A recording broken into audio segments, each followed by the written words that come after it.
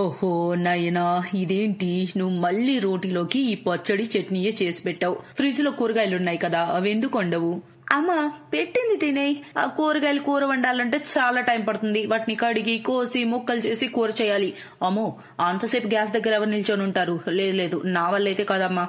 అరే, రేపు నువ్వు అత్తారింటికి వెళ్తే అక్కడ ఇలాగే బతుకం చూపిస్తావా? వాళ్లకు ఇలాగే బొట్టి రోటీలు పెడతావా?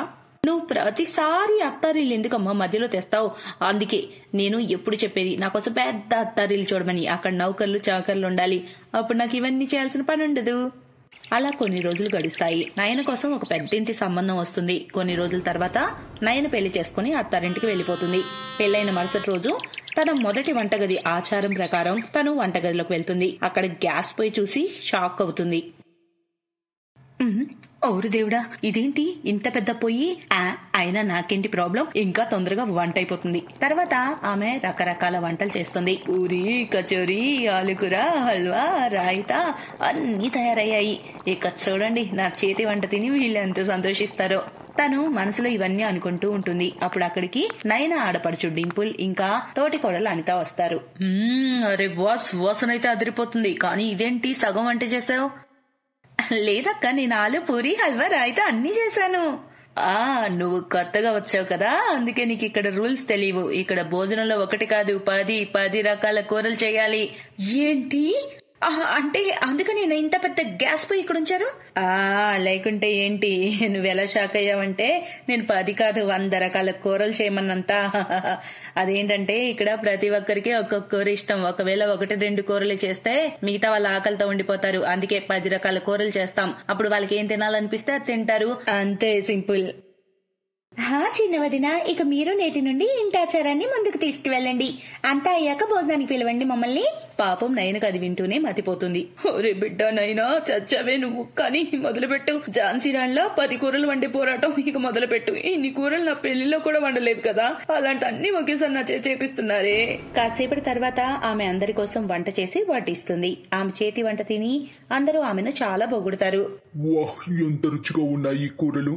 నిజంగా చిన్న కోడలా, నీ చేతిలో మాయుంది. ఇక నుంచి నువ్వే వంటింట్లో 10 రకాల కూరలు వండాలి.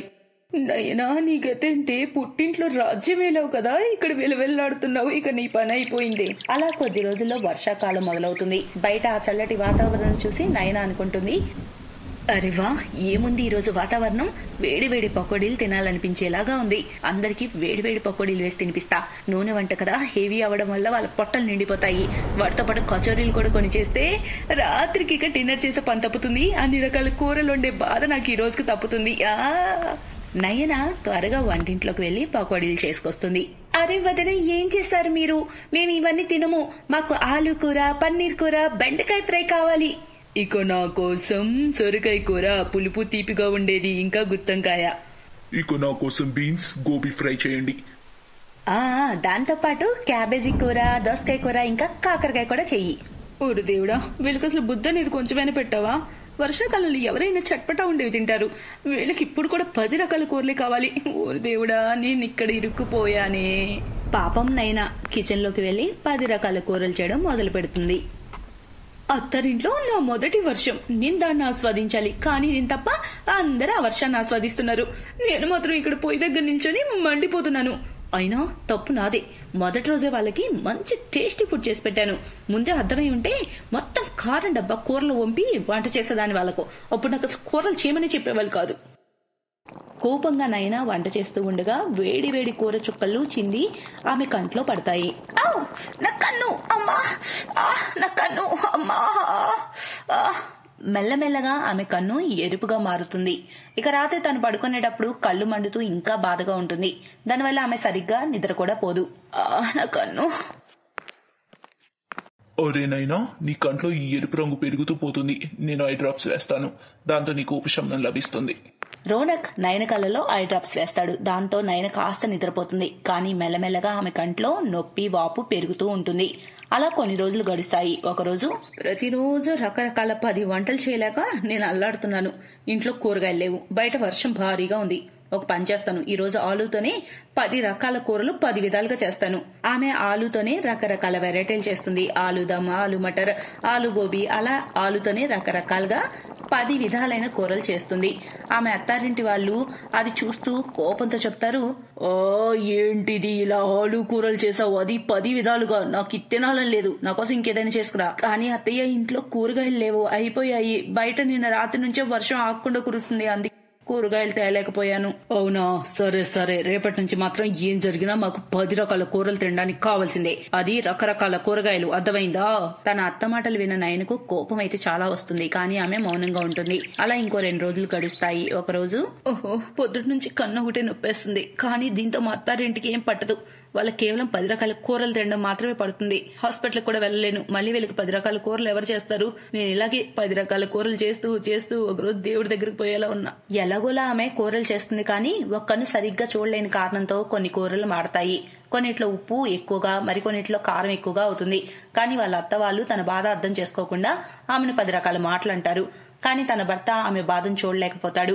అతను ఆమెను హాస్పిటల్ కి తీసుకెళ్తాడు. అక్కడ డాక్టర్ నయనని చెకప్ చేసి చెప్తాడు, చూడండి, ఈమె కంట్లో వేడి వేడి చుక్కలు పడ్డాయి, అందువల్ల ఆమె కార్నియా దెబ్బతిన్నది. ఎమర్జెన్సీగా ఈమెకు ఆపరేషన్ చేయాలి, లేదంటే తన కంటి చూపు పూర్తిగా పోతుంది. మరుసటి రోజు ఆపరేషన్ అపాయింట్మెంట్ దొరుకుతుంది.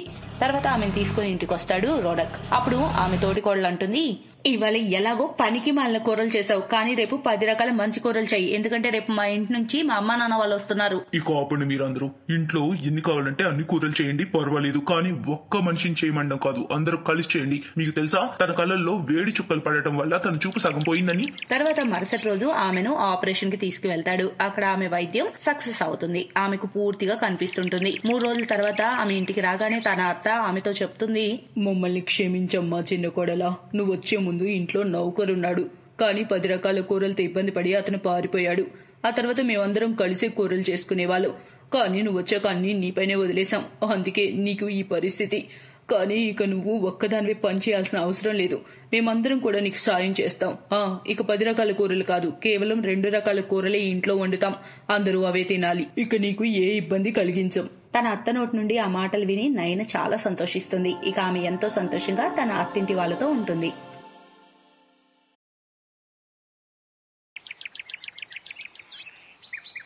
రామ్నగర్లో ఉండే పవనారాణి తన 2 కొడుకులకి ఊర్లో ఉండే సుమన్ మరియు ప్రీతిలతో పెళ్లి చేస్తుంది. కొద్ది రోజుల్లోనే ఆ 2 కోడళ్ళు ఇంటి బాధ్యతలన్నీ చాలా బాగా నిర్వహిస్తూ ఉంటారు. ఒకరోజు సుమన్ మరియు ప్రీతి కిచెన్లో వంట చేస్తుండగా వాళ్ళిద్దరి మరుదులు వచ్చి ఇలా అంటారు, పెద్దదినా చిన్నదినా, మీరిద్దరూ రోజంతా పనులు చేసి చేసి బాగా అలసిపోతుంటారు కదా. అదేం లేదబ్బాయ్, ఇక్కడ పనులన్నీ బటన్ నొక్కగానే అయిపోతాయి. మేము ఒక్క బటన్ నొక్కితే చాలు, బట్టలన్నీ శుభ్రం అయిపోతాయి, పిండి కూడా అయిపోతుంది.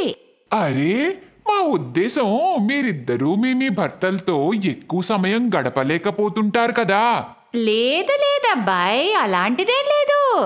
అబ్బా, మీరిద్దరూ అర్థం చేసుకోరేంటి? మేమిద్దరూ మీ ఇద్దరి కోసం తోటి కోడళ్ళని తీసుకురావాలనుకుంటున్నాము. ఓ, అయితే అదా సంగతి. అయితే మేము ఈ రోజే మీకోసం అమ్మాయిల్ని వెతకడం మొదలు పెడతాంలే.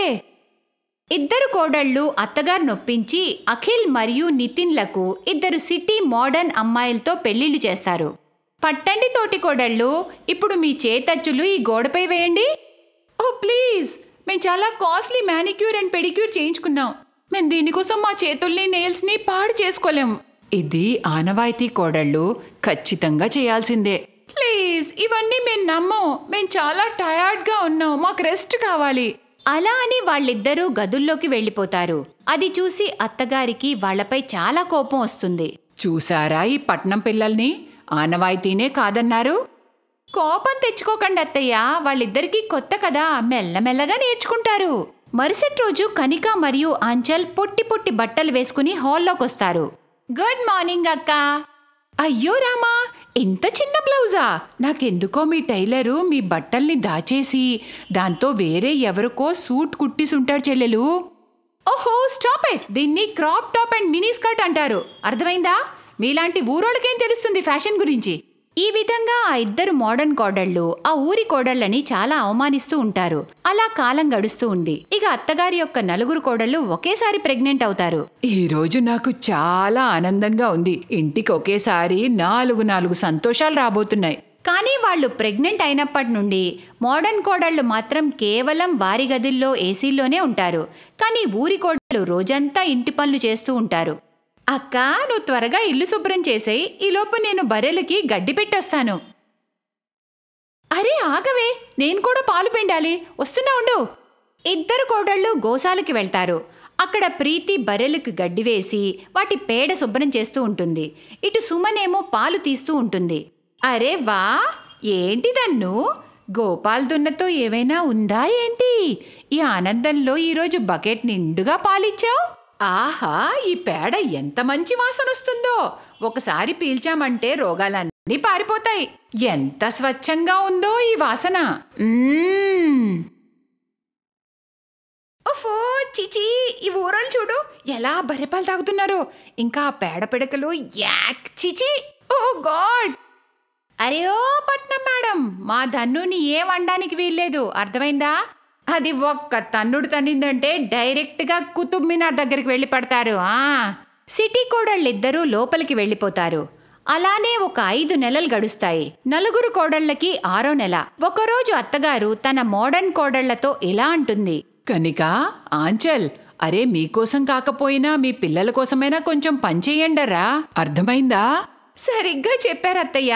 వీళ్ళకైతే రోజంతా కేవలం ఆ చల్లని గాల్లో ఉండటమే ఆనందంగా ఉంది. లేకపోతే మేం కూడా మీ ఇద్దరిలాగా పనిచేయాలా? మేం ప్రెగ్నెంట్ అని కనిపించట్లేదా ఏంటి? ఆహా, మీరిద్దరే పర్మనెంట్. మరి మేం మాత్రం మా కడుపులో గ్యాస్ కొట్టుకుని ఉన్నాం కదా. అది పర్మనెంట్ కాదు, ప్రెగ్నెంట్, అర్థమైందా? అత్తయ్య, మీకు మా గురించి టెన్షన్ పడాల్సిన అవసరమే లేదు. మేము యోగా థెరపిస్ట్ని పిలిపించుకున్నాం. అవును, తను మాకు రోజు ఎక్సర్సైజులు చేయిస్తుంది. అది కూడా కేవలం రోజుకి 500కే. అమ్మ బాబోయ్, 500? దాంతో మనకి 3 రోజులు కూరగాయలు వస్తాయి. ఈ విధంగా కాలం గడుస్తూ ఉంటుంది. అటు మోడర్న్ కోడళ్ళు బయట నుంచి భోజనం తెప్పించుకుని తింటూ రోజంతా విశ్రాంతి తీసుకుంటుంటే, ఇటు ఊరి కోడళ్ళు రోజంతా ఇంటి పనులు చేస్తూ, వంట పని, గిన్నెలు కడుగుతూ, బట్టలు ఉతుకుతూ గోశాల్లో పనిచేస్తూ ఉంటారు. ఒకరోజు అత్తగారు ఇంటికి దాయమ్మని పిలిపించి తన ఊరి కోడళ్ల పొట్టలకి మాలిష్ చేయిస్తుంది. ఆ తర్వాత తన పట్నం కోడళ్లతో ఇలా అంటుంది. రండి కోడళ్ళు, మీరిద్దరు కూడా మీ పొట్టలకి మాలిష్ చేయించుకుందురు. వద్దత్తయ్య, మాకు ఈ జిడ్డు ఆయిల్తో మాలిష్ వద్దు, మాది మేం చూసుకుంటాంలేండి. అలానే రోజులు గడుస్తాయి. ఒకరోజు అత్తగారు తన 4 కోడళ్లని హాస్పిటల్కి తీసుకుని వెళ్తుంది. అక్కడ వాళ్ళందరికీ అల్ట్రాసౌండ్ చేయిస్తారు. అమ్మా, మీ కోడళ్లలో 2 పిల్లలు బ్రహ్మాండంగా ఉన్నారు. కానీ మీ చిన్న కోడళ్ళు పిల్లలు మాత్రం చాలా వీక్గా ఉన్నారు. వాళ్ళు అంతగా ఆరోగ్యంగా లేరు. వాళ్ళ డెలివరీల తర్వాత ఆ పిల్లల్ని కొంతకాలం వరకు అబ్జర్వేషన్లో ఉంచాల్సి ఉంటుంది. ఇంకా చెప్పాలంటే అసలు ఆ పిల్లలు బతుకుతారో లేదో కూడా చెప్పలేం అమ్మా. అది విని కనిక మరియు ఆంచల్ ఏడుస్తూ ఉంటారు. బాధపడుతూ ఇంటికొస్తారు. మన భర్తలు మన పిల్లల కోసం చాలా ఆసక్తిగా ఎదురు చూస్తున్నారు. కానీ వాళ్ళకి ఈ విషయం తెలిస్తే ఏంటి పరిస్థితి? అయినా తప్పంతే మందే కనిక. మనం ముందు నుంచే మన అక్కల్లాగా పనులు చేస్తూ ఉంటే ఈరోజు మన ప్రెగ్నెన్సీలో ఇలా కాంప్లికేషన్స్ వచ్చేవే కాదు. అరే ఏంటి మీరిద్దరూ ఎందుకంత టెన్షన్ పడుతున్నారు? మేమిద్దరూ ఉన్నాం కదా. మా ధన్ను ఇచ్చే తాజా తాజా పాలు రోజు ఉదయమే మీరు కూడా తాగండి. దాంతో నెయ్యి, మంచి మంచి గోందు లడ్డూలు కూడా చేస్తాం. అది తింటే మీ బిడ్డలు ఆరోగ్యంగా పుడతారు, అర్థమైందా? ఆ రోజు నుంచి వాళ్ళిద్దరూ ప్రెగ్నెంట్ ఉన్న తోటికోడళ్లని జాగ్రత్తగా చూసుకుంటారు. ఇప్పుడు కనిక మరియు ఆంచల్ కూడా ఇంటి పని చేస్తూ ఉంటారు. ఇంటి భోజనం మాత్రమే తింటుంటారు. అందులో పాలు, నెయ్యి, గోందు లడ్డూలు ఉంటాయి. 9 నెలలు పూర్తయ్యాక అందరూ ఆరోగ్యవంతమైన పిల్లల్ని జన్మనిస్తారు. అది చూసి అందరూ సంతోషపడతారు. 2 రోజులకి వాళ్ళందరూ ఇంటికొచ్చేస్తారు. సంతోషంగా అందరూ కలిసి మెలిసి ఉంటారు. Best buddies. హలో ఫ్రెండ్స్, ఈ వీడియో చూసినందుకు మీకు ధన్యవాదాలు. ఒకవేళ మీకు ఈ వీడియో నచ్చినట్లయితే దయచేసి లైక్ చేసి సబ్స్క్రైబ్ చేయండి మరియు ఈ వీడియోపై కామెంట్ చేయండి. ఇంకో విషయం, షేర్ చేయడం మర్చిపోకండి. ఇలాంటి మరిన్ని వీడియోలు మీరు చూడాలనుకుంటే కిందనే ఉన్న బెల్ బటన్ని నొక్కండి. చూస్తూనే ఉండండి బెస్ట్ బడీస్.